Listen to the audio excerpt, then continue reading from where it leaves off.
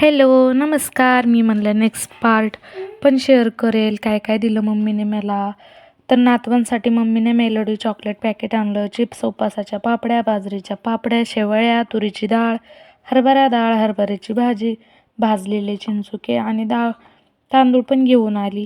आणि आंबट गोड चिंचाचा गोळा पण, डाळीचा वडा, परत हिरव्या मिरचीचं लोणचं, मँगोचं लोणचं आणि टी व्ही आणि लाल काळं तिखट पण आणले. मी शूट करायचं विसरले मम्मीसोबत. खूप साऱ्या गप्पा मारत मारत जेवण केलं. मग जेवण करून गप्पा काय संपतात होय. सगळं काम आवरून पण मी आळूचे पानं घेऊन आलेली. ते बनवत बनवत मी मम्मीसोबत खूप गप्पा मारल्या. आळूवड्या एवढ्या भारी झाल्या होत्या ना, विचारूच नका.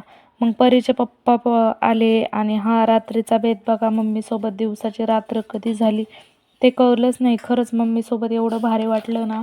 आणि माझी बहीण प्रेग्नेंट आहे. तिला माझ्या हातचे रव्याचे लाडू खूप आवडतात. खावेसे वाटले तर तिला पण आणि घरी पण रव्याचे लाडू बाय बनवले. बाय.